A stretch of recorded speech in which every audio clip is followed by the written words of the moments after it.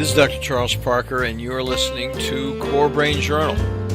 It's a place where I connect both fresh discoveries and interesting different perspectives from advanced mind science with the realities of real people and everyday life down on Main Street. Well, welcome aboard, folks. Dr. Charles Parker here. We're here once again at Core Brain Journal, and we have a guest today who is going to talk very specifically about a subject that's near and dear to my heart. It's relevant to almost every patient I see. We deal a lot with treatment failure, and Brittany Prendergast is going to talk to us about treatment failure from a completely different angle. She's going to talk about the mind, the gut, immune system dysregulation, her view of holistic health and life. And Brittany, by the way, thank you so much for coming on. Thank you so much for having me. I'm so excited to be here. Well, I got a little carried away with the intro and I forgot to welcome you. But the bottom line here is she is living, get this folks, she lives out in Coeur d'Alene, Idaho. And if you've ever been in that part of the country, she is living, I mean, they talk about a lot of the U.S. as being God's country. Coeur d'Alene is God's country to the 10 power. I mean, it's a different place up there. And I haven't been there. I was telling Brittany before we started, I haven't been there. I've been to Sun Valley a couple times. And just Sun Valley is getting close. It's getting close because it's in Idaho, but it isn't Coeur d'Alene. So we're looking forward to hearing. We won't be talking about Coeur d'Alene, Brittany. But anyway, back to it. So what we're going to do is hear a couple words from our sponsors, and then we'll go right into more of a personal conversation. So you listeners already know how much we love the reality of hardcore data here at CBJ. And today we welcome our clinical friend and our new sponsor partner, Direct Health Access Laboratory. They set up new standards for methylation, cryptopyrrole, and copper challenges that directly affect brain function. And remember this, you know, what's going on is Dr. Walsh has been on several times. We've just done an interview with him on the end of autism. And I can tell you these measurements are absolutely relevant for what Dr. Walsh is talking about, the end of autism. So you may want to tune in for that one. But the thing we like about Direct Health Access is this. If they can serve professionals in Nigeria, they can certainly help you in Coeur d'Alene. I usually say Fargo, but I'm in Coeur d'Alene, anywhere in the world. Okay. And this other sponsor we're very pleased to have on board is the nonprofit Barry Robinson Center in Norfolk, Virginia. You know how much we really evaluate, how much we value, if I can spit it out, the opinions and options that are addressed to the complexity of adolescent treatment failure nationally and internationally. What's going on with adolescent and child treatment failure is one of the big problems we see is that people are put up in psychiatric facilities. They throw meds at them, 4 or 5 days, they're back on the street. And it's a medication compromise. People are not treated in a way that really sets standards of care. And residential care sometimes is what's necessary for people who are treatment failures. And the good thing about Barry Robinson is they are holistic. They're interested in comprehensive care. They do all these measurements. They do what's necessary to really pitch in and get the underlying biomedical condition squared away, as well as the fact that they don't use timeout. And, they just don't do lockup like they do in a lot of facilities. So we really value them, and we're going to talk more about the Barry Robinson Center at mid-roll here as we get into it. So let me tell you about Brittany. Brittany is she lives up in Coeur d'Alene. I've only said that 6 times. She's a certified health and life coach and the founder of the Holistic Wellness Coaching Academy. At that academy, she focuses her educational endeavors around mind-body wellness and, get this, gut health, my favorite topic. After years of suffering with severe anxiety and some depression, it's a personal passion of hers to educate health professionals on the mind-gut connection and give hope to those who suffer. Brittany, you will have a job for the rest of your life, girl. Because the denial, well, that's a mission. The denial is massive out there. You know it. So, yes. Let me see. I'll read a little more there. Her online academy, she has an online academy, Holistic Wellness Coaching Academy. It certifies new health coaches and mentors individuals in this particular approach to true wellness. Her mission is to help people by educating the educators and empowering individuals to self-heal. The gut is an emerging area of study, as we all know, and science is now connecting gut health to most illnesses, disease, and inflammatory processes, and therefore must be given adequate attention. You've heard it here at Core Brain Journal, folks. We've talked about everything from Alzheimer's to bipolar illness to schizophrenia, the whole thing. And what happens is the gut is directly related to every single one of these conditions. So having said all that, thank you so much for coming on, Brittany. Why don't you tell us a little bit about yourself personally so we can get to know who you are, and then we'll talk about your mission and where you're going with it. Yeah, well, I am a mom of 3 kids, and I actually, I'm a holistic health and life coach now, and I have the academy, but prior to actually delving in and doing this for a profession, I was self-employed in multiple businesses. I owned a brick and mortar business, but I was always self-educating in the area of health and wellness. I'd grown up very, very overweight, and then I suffered really bad, like I said, with panic attacks from as early as age 4. I share that story a lot with people because I literally was the kid in elementary school that would leave my classroom, lock myself in the bathroom, and think I was dying, at 7, 8 years old. And then after the come down of these massive panic attacks, which I couldn't identify at that age, I would cry. And then my teachers would ask me, once I came back and they could tell that obviously I had been upset, they'd ask me what was wrong, and I'd say, nothing, or I was fine. And so I never knew the guidance to even give people. My parents had no idea what was going on with me. They had no idea the severity of it. And so it very much became, as I got older, I actually went through a full nervous breakdown almost by junior year of high school. And so later on in my life, I had lost weight, and of course, like any female does, we tie health and wellness into weight and stuff. But I learned almost the necessity of making certain lifestyle changes for my panic attacks and depression, and I did see improvement. But I still tended to suffer as the years went on to some degree, and couldn't understand why, when I was eating this way and doing these things, why I still couldn't get a hold of the panic and anxiety, even though I'd lost all the weight and I'd been doing all these things. And so later, after having my third child, so my second son, I finally came to a place where I decided to change everything I was doing and finally pursue what I was passionate about. So I'd spent a year in health and wellness, nutrition, and reading and self-educating and living all these kinds of things. And so on the journey of wanting to coach people into a better lifestyle, I actually really got into gut health because my mission was to really, really, really help people with anxiety and depression. And I had thought it tied to hormones, and which was a string. I did follow that rope, and it did lead me somewhere. It didn't lead me to the root, though. The root was gut. And that's how I came to be here.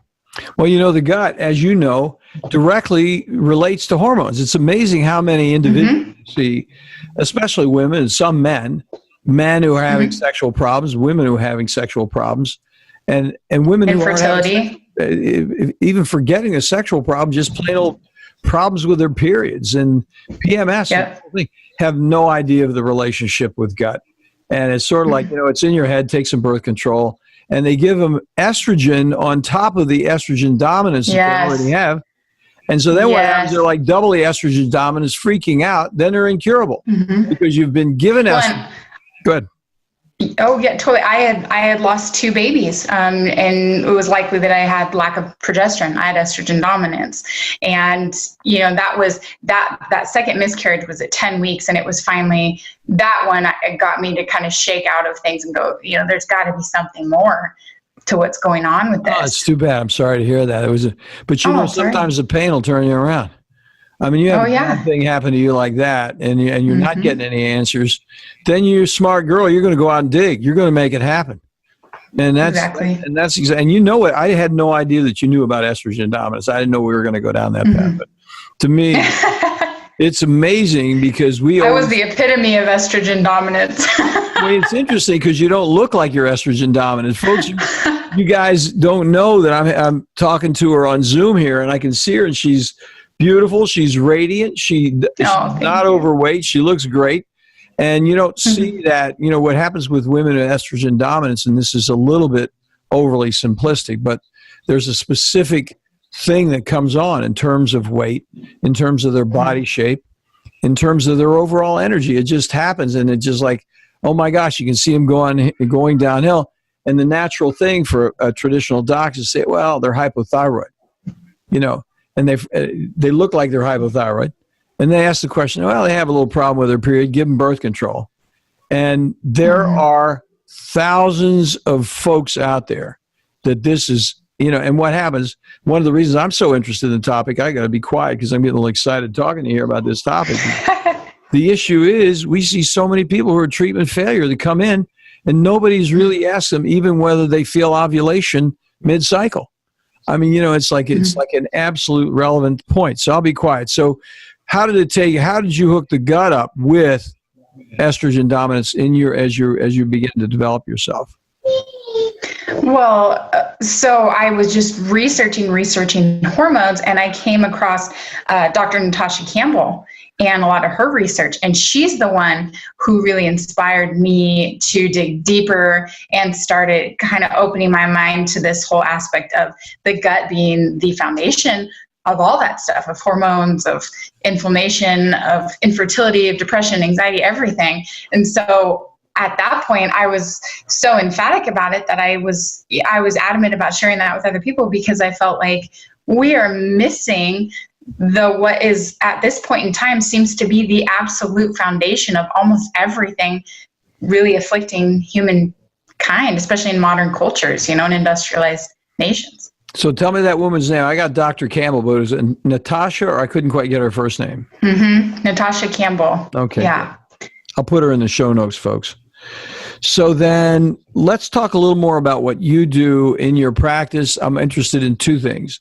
Your practice up in Coeur d'Alene, what you actually do. It sounds like you must have, it was not a big city up there. You probably have a large virtual practice. That's number one. Then number two, the whole situation of your training and your webinars and your teaching activities. So let's start with your practice, please. Yeah, when I got into helping people, I was working a little bit one-on-one with individuals, but I was, like I said, I had such a purpose with this that I looked at a lot of health professionals, even especially health coaches such as myself, and realized that they didn't know this information. And so as opposed to really just focusing on individuals one-on-one, I really took, and I'm kind of more of a group speaker and, get a bunch of people together kind of a person. And so I actually started doing more with either large lectures and informative discussions. The first thing I did was write my book. I was kind of idle hands for a while because my husband's work schedule went crazy and I had a brand new baby. So at nap time, I would drive him around till he passed out in the car seat and I would work on my book. And that was my way of putting that information. I just felt so rushed to put out in the world. I just felt really excited about doing that and like it needed to happen. And so I put the book out there. And then after the book, I was working with people one-on-one a little bit, but I preferred to do it in group settings. So I would do large lectures in town, and then I could have the book that they could follow up with. And then I put together the gut course because, like I said, health coaches and personal trainers and a lot of these people that I was meeting and working with who were working with nutrition with people, even dietitians, etc., were very naive to the gut health part of it. And in doing so, they're sometimes using certain things, or they're not seeing the healing that they could be seeing if they knew the rest. Yeah, so let's plug your book real quickly, because I think in my introduction, I don't know if I said it. I was zooming around about what to say to you, but I think we should say that's the Buddha Belly book. It's called Buddha Belly. Yes. Buddha Belly. So that's Budda Belly, and I'll have that in the show notes. I'll have a link to that, folks, when we get there. So then you were doing a combination of not only lecturing and teaching as a stand-up person live, but you wrote the book, but the book was a way to segue it into here's what you do. So the book then has a lot of information regarding how you use that gut information to take it down to the next level. And do you discuss a lot? Are you interested? I mean, we talked a little bit offline before we started about immunoglobulin G and then measurement. Do you guys do that, or what do you think about all that IgG stuff? Well, see, I haven't done a lot of that stuff. And when I wrote the book, I really wrote it with an intention of making it easy for people to read and apply. I kind of wrote it with the thought process of, the hardest people to help are the people closest to you. So friends, family, etc. That's right? So true. Everybody can agree that. So a big intention for me was if you put it all on paper, they can pick it up without you ever having known it if they're curious, without accountability, and just take it or leave it. And so I wanted the information to be really processed, by everyone. But as far as the science goes, I get really into that, and I do bring some of that into the academy when I'm teaching my students. But I do have to realize that it's growing so much as far as the theories, and two, everyone's at such a different level, so it can just extend so much. So I really have to be careful with starting with kind of layman's and then going a step further and then a step further, and then having, pretty soon we're probably going to have access to some really neat testing facilities and a really neat college that kind of has some good funding out of Ireland that one of my coaches actually connected me to. So I'll be interested in that. Do you care to drop the name, or you're not there yet, or what do you? I'm not exactly sure what I think they just redid one of their things, so I'm not sure exactly what name they're using for that or how they're. But I will fill you in at a later date. Shoot it to me, even if it's after you're published on the show notes, because the show notes conversation is going to remain green for a long time. So it's a book that we can redact anytime. You just shoot it out and say, hey, Chuck, put this in there, and I'll get it taken care of and put it up there for you. The reason I ask is I didn't mean to put you on the spot with that, but I've got some friends in Ireland from the Bill Walsh seminars that we met. We go to Dr. Walsh, and it's interesting that Ireland's very forward thinking in and you would think they may not be for whatever reasons, a bias or whatever, but Ireland is very computer literate. The folks are very smart, and they're right up on the cutting edge of what's going on with the evolution of neuroscience. There's no question about it. Yeah. So then what do you do? Then you don't really have that much of an active practice. Do you consult virtually with people? I don't, I actually don't really have time to do so much of that anymore. So what I've done is, and luckily I have a student who's actually local here, and my hopes is to, once she's finished, be able to do some of the large lecturing, bringing her in and have her be that point of contact that can do more of the one-on-one stuff with people. Good. Because for me, I'm more, maybe platform educator sounds wrong, because I don't mean it in a conceited way, but I need to reach a large audience. That's everybody has kind of a different comfort zone and calling, and mine is definitely that large audience and working with a large group of people and educating the educators so that they can then go out and help all those people. I'm really with you. One of the things that we have Core Brain Journal for is because it does hit a wider audience, and it's only you and I talking right here. But we got people all over that are listening to our conversation at different odd times. And, we think it's a positive, but I like it's really a thrill to have an audience and do a whole show and do the whole thing. I love that myself. I agree. I was talking to Dr. LJ about that whole, the training stuff. And we're going to be having an academy ourselves on, we're going to start with psychopharmacology, but we're going to go over into the neuroscience and the methylation and how to do that and how to actually test it and what to do with it and all that. So it's going to be a lot of fun. I'm not there yet, so I shouldn't talk too much about it. So then let's talk a little more about that whole thing that we are talking about.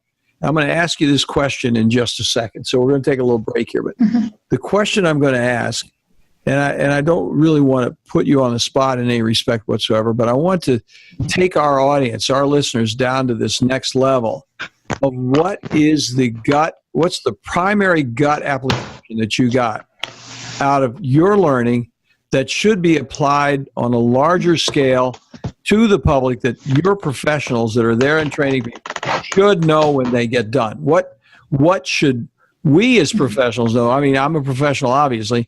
What would you tell me? Hey, Parker, this is something that you presume that I'm an innocent. I said this even before we started. Just presume that I'm an innocent, and you're going to tell me, hey, this is something you need to know. So we'll come back, folks, in just a minute, and we'll hear what Brittany has to say about what we need to know next. So let's take a break. Well, folks, you know as well as I do that psychiatric treatment failure, especially after multiple medication trials and those very, very brief hospitalizations, may prove insufficient to deal at home with the complexity of troubled children and those adolescents from 6 to 17 years old. Improved care, those next mandatory steps, should include a more comprehensive approach to address those multiple levels of challenges, from family to peers to school, diagnostically from defiance to depression, on every level for families, including military families internationally. The Barry Robinson Center's 32-acre open college-like campus in Norfolk, Virginia, provides safety and security and clean, comfortable living. How do we know? We refer folks over there all the time, strongly endorse what they're doing. So for further information, an informed interview, connect at this page, barryrobinson.org/core.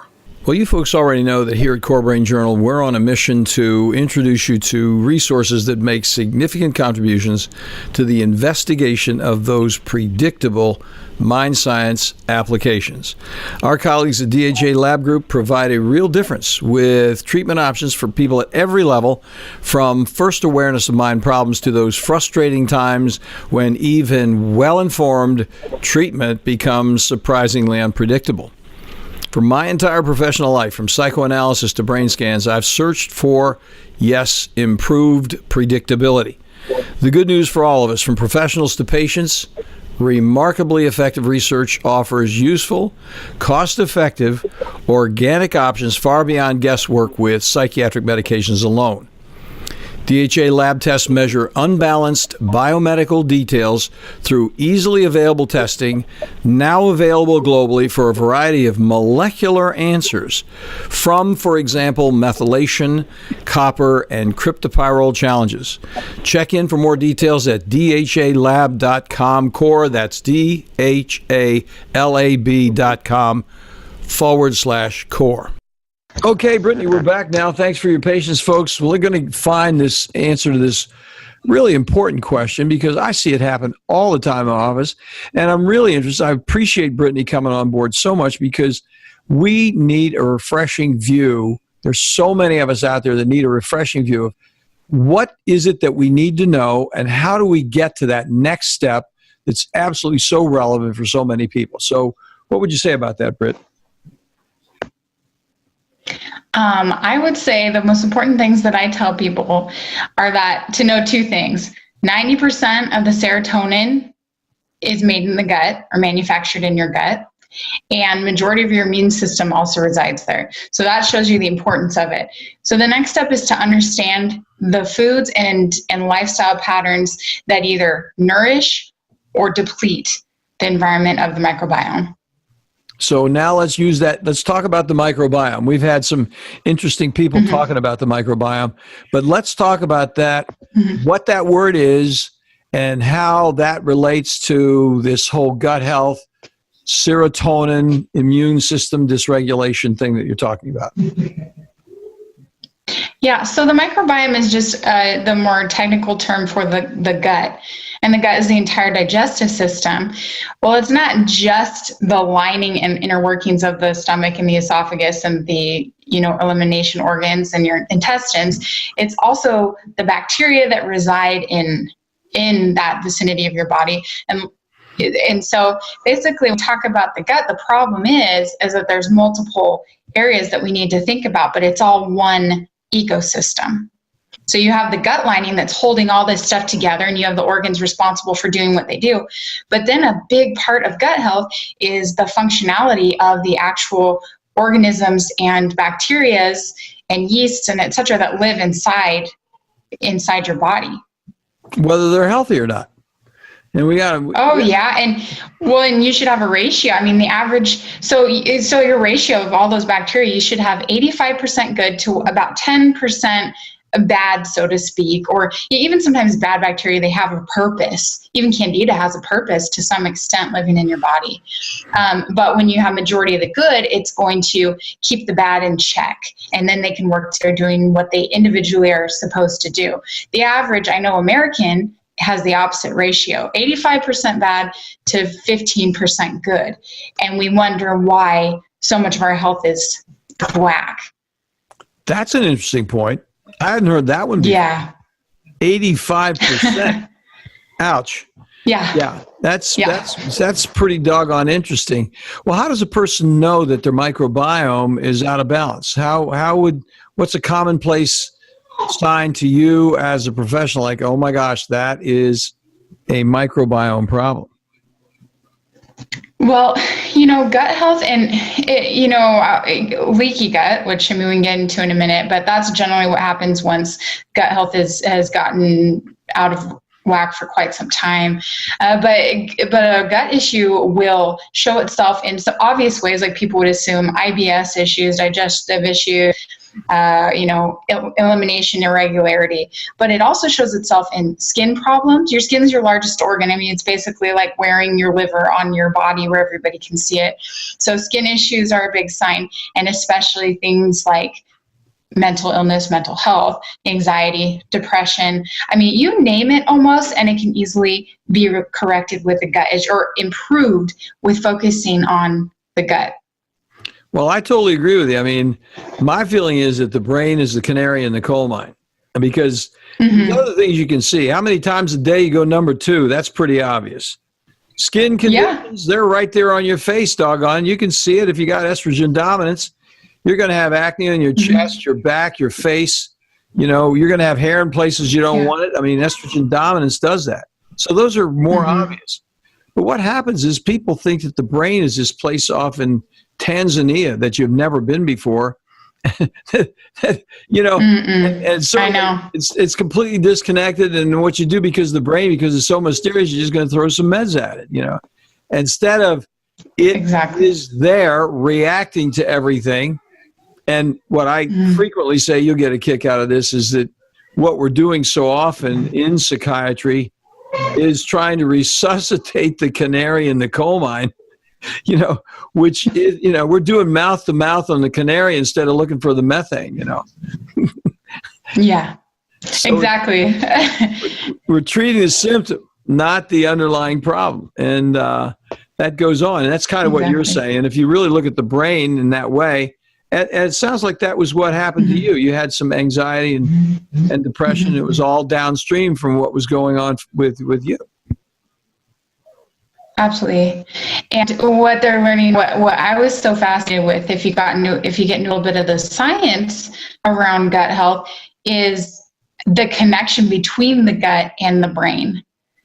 And that's the part of it. They actually, cytokines, which are a substance that's basically secreted by your immune system cells, or that affects your cells, that can happen from bacteria being out of whack, actually passes through, through your spine and up through the blood-brain barrier, and actually can cause inflammation and reactivity in the actual brain. It's like you see I remember Dad had a massive stroke at 40 years old, type 2 diabetes, et cetera, et cetera. And my dad was the nicest, most polite guy you'd ever meet in your entire life. And when he had his stroke, he was so out of it. His brain was going so wacky. He was combative. He ripped his restraints off the bed. It wasn't even him. And that just goes to show when your brain is hurt or something happens or someone gets in an injury and now they're not even themselves anymore. So this is happening internally. There are things that are going on physiologically that are affecting the health and well-being of our brain. And if we only treat it in one way, or if we mask it with a pill, not only are we ignoring the root cause, but we're sometimes worsening the process, or worsening basically what caused it in the first place. That's so true. We see that all the time. So let me ask you this, regarding the construction of your coursework, the training modules, how do you have that broken down? How does that actually occur? We'll have a link in there for that. But what do you do? Do you have like 7 segments, 2 segments? How do you have the whole coursework broken up? We have 4 main modules that we focus on for full course students who have never taken any kind of coaching certification before. So we start with the first module is our body nutrition module, where we kind of go over some basics and kind of label reading and the process of food, and kind of, it goes from really basic to a little more complex. And then we have our mind module, contributed by Dr. Linda Joy Rose from the Natural Wellness Academy. So she contributed that, and then we go on to the gut module, which is pretty large. And the gut health module goes into a different level of nutrition and a different understanding of how the gut is tied into everything. And then we have the business and coaching and, empowerment portion of what we do, which is a big deal for me too, because I'm probably equally as excited about empowerment coaching as I am with gut health, just because I'm all about people being able to live their lives, and we watch enough people suffer. You've suffered yourself, health, you got to get healthy before you can even step out there. But then, it's great helping people really do that. So that's the 4 main focuses that we teach. You actually are a very enthusiastic woman. It's obvious. And what happens is module 1, 2, and 3 are about thinking in different constructive ways from a more cognitive point of view. I'm going to tell you right now why you like module 4. Yes. Because you're active, you're energetic, and you want to see people actually take responsibility and make the important changes in their lives. So what you're building to the last one, because that's the change module. That's what, if you know all this stuff now, how are you going to put it into action? And that's why anybody, that's what I get excited about too. That's why I get excited about talking to a person like you, because I know that people are going to listen to this. They're going to say, hey, I've heard about this in a number of different ways, but this is something I really got to chase down and take a look at, because it's, what they're talking about absolutely applies to me. Here's a woman that was having anxiety attacks, thinking she needed to die when she was even before high school. And, then she actually found herself along the way. And how many women out there, I mean, a lot of men have not had estrogen dominance, but estrogen dominance does work with men as well, because it has a lot to do with prostate problems and everything else. The men think, I don't have any estrogen. No, yeah, you do. And but anyway, the bottom line is they get hormone problems and have all these other problems, and they can't quite get their whole act together. And the fact that you're putting it together so comprehensively is extremely cool. So now, were you raised in Coeur d'Alene? I was raised in Spokane, which is neighboring, but feels like night and day to me. It feels very different. Oh, it is night and day. Coeur d'Alene, we're very blessed. Yeah. We have lots of bodies of water here and beaches in this area. Well, you're on aren't you on the Snake River in Coeur d'Alene? Not the Coeur d'Alene River. Oh, the Coeur d'Alene River. Coeur d'Alene River. I just remember the other river that I was talking The other river that I was talking about, it's the Yakima River. Oh. It's in the Yakima. Okay. It's in Washington. Yeah, it's over by Seattle more. Yeah, between. So that's what happened. It's way far west of you where you are right now. Yeah. So anyway, I just we were talking before, listeners, about that part of the country and when I was up there. But so then, what would you say in closing we would do in terms of where you would like to send people to connect with you and to be involved and see your website and chase some of those details down? We have a basic landing page for our academy at holisticwellnesscoaches.com. And through there, you can get to our academy site, which is guthealthschool.com. So either one, you can always message me through that. We do a lot more interaction, however, through Facebook and Instagram. Our Facebook is actually growing pretty quick, but that's very new. But you can find that at Holistic Wellness Coaching Academy on Facebook. And then our Instagram is fairly large, and we're really active with our community on there. And we're at holistic.school on Instagram. And that's where we just, between the two, we try and share most of our stuff that's on our Instagram with our Facebook audience too. But that's where we have just a lot of information and a lot of in all different aspects. We do a lot with gut health. We do a lot with, the mind gut, and then of course the empowerment part of everything. I get a kick out of that. So yeah, so that's the best place to find us.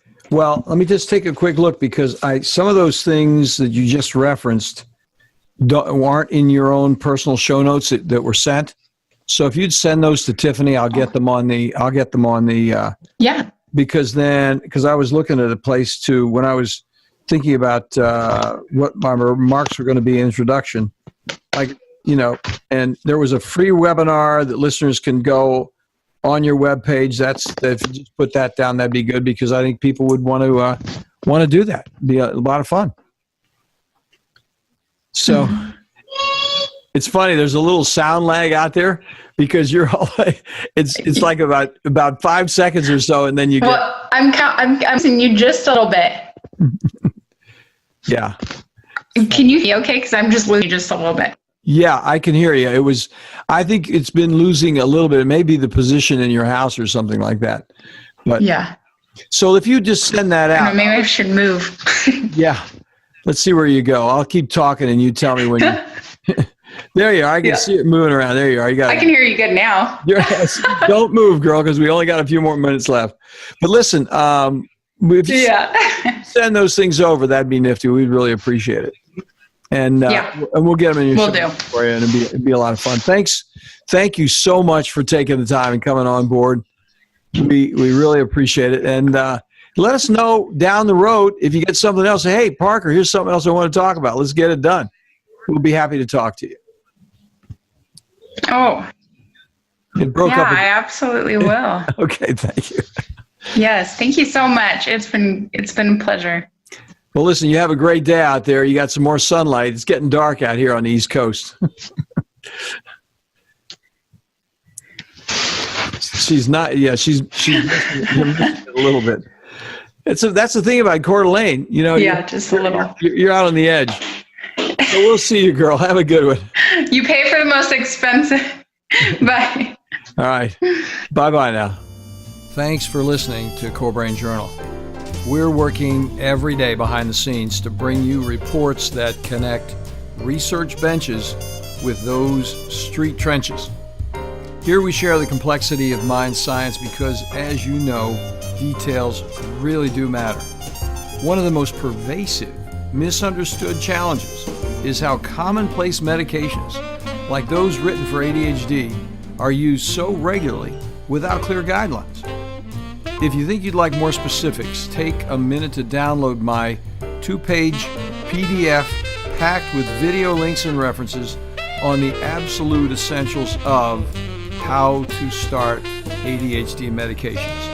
They're easily available at corebrainjournal.com/start. Thanks for listening. Do connect and stay tuned. Together we can make a difference.